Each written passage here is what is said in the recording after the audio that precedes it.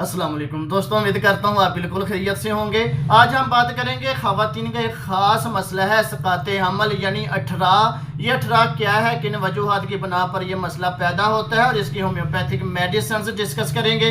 तो सबसे पहले मैं वेलकम करता हूँ आपको अपने चैनल डॉक्टर मुदस्सर हेल्थ वाला में, और मैं हूँ डॉक्टर मुदस्सर शरीफ।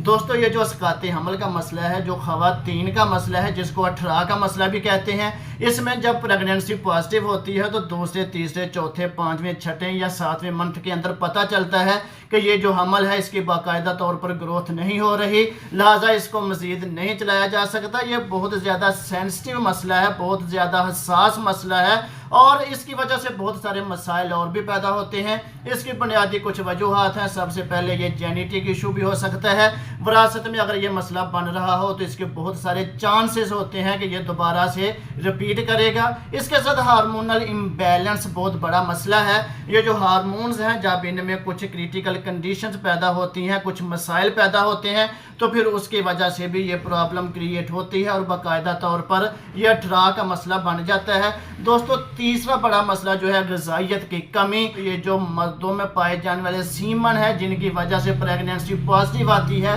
जब ये स्लगिश होंगे, बहुत ज़्यादा कमज़ोर होंगे, टूट फूट का शिकार होंगे, तो फिर भी प्रेगनेंसी बाकायदा तौर पर ग्रोथ नहीं करेगी और उसकी वजह से भी ये प्रॉब्लम क्रिएट हो सकती है। और उसके साथ साथ ख़वातीन के जो एग्स हैं, जब इनमें बहुत ज़्यादा वीकनेस हो, एग्स प्रॉपरली मुनासिब मकदार में ना बन रहे हों, तो उसकी वजह से भी अठरा का मसला बन सकता है। या यूट्रस में कोई स्वेलिंग, इन्फेक्शन, उसकी वजह से भी ये मसला बन सकता है। और दोस्तों, आपको बताता चलूँ, stress, anxiety, depression, over thinking, rest less condition, ये भी बहुत बड़ी वजह हो सकती है। और उसके साथ साथ ख़वातीन का बहुत ज़्यादा कमज़ोर होना, एनेमिक कंडीशन में होना, बहुत ज़्यादा खून की कमी या जिस्म में बहुत ज़्यादा वीकनेस, इसकी वजह से भी ये मसला बन सकता है। अगर इस तरह का मसला है तो फौरी तौर पर कुछ एहतियाती तदाबीर इख्तियार करनी चाहिए, जिसमें सबसे पहले जो मर्द हजरात हैं वो अपना सीमन एनालाइज का टेस्ट करवाएं। अगर कुछ प्रॉब्लम्स हैं तो फौरी तौर पर मेडिकेशन करें, अच्छी मेडिसिन यूज़ करें,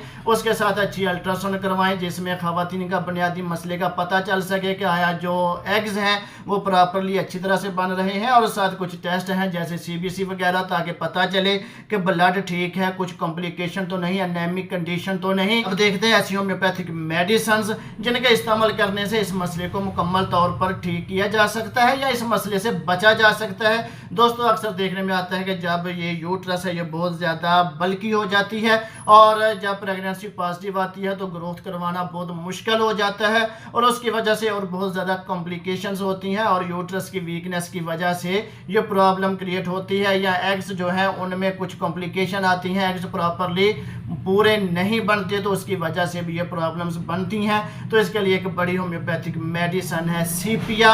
अगर बार बार सकाते हमल का रुझान है, बार बार ये मसला बन रहा है, तो इसको सीपिया मेडिसिन कंट्रोल करेगी। सीपिया मेडिसिन जो है ये मुकम्मल तौर पर यूट्रस के रिलेटेड जितने मसाइल होते हैं उनको कंट्रोल करती है, और उसके साथ जब प्रेगनेंसी पॉजिटिव होती है तो उसकी बढ़ोतरी में बहुत अहम किरदार अदा करती है। हार्मोनल इम्बैलेंस को बैलेंस करने के लिए सीपिया बहुत बड़ी मेडिसिन है। ये इंसानी मिजाज के मुताबिक अगर मिल जाए तो फौरी तौर पर इस मसले को कंट्रोल कर देती है और बाकायदा तौर पर जो प्रेगनेंसी है उसको भी ग्रोथ करवाने में बहुत अहम किरदार अदा करती है। ये सीपिया मेडिसिन पेशेंट के मिजाज, कैफियत, अलामात और कंडीशंस को मद्देनजर रखकर दी जाती है। ज़्यादातर जो सीपिया है ये 30 में यूज़ करवाई जाती है या 200 पावर में यूज़ करवाई जाती है, और सुबह, दोपहर, शाम आधे कप नीम गर्म पानी में मिक्स करके पिलाई जाती है, ताकि फौरी तौर पर इस मसले को कंट्रोल कर सके। और इसके साथ दूसरी बड़ी मेडिसिन जो है वो है सबाइना मेडिसिन जो है ये भी मिजाज, सिम्टम्स और कंडीशन को मद्देनजर रखकर सिलेक्ट की जाती है, और इसकी पावर भी पेशेंट के हिसाब से सिलेक्ट की जाती है। ये भी ज़्यादातर 30 या 200 पोटेंसी में यूज़ की जाती है, और सुबह, दोपहर, शाम 2 घूंट नीम गर्म पानी में मिक्स करके पिलाई जाने से ये जो सकाते हमल का डर है, खौफ है, इससे बाहर निकला जा सकता है और इस कंडीशन को کنٹرول کرنا بہت آسان ہو جاتا ہے۔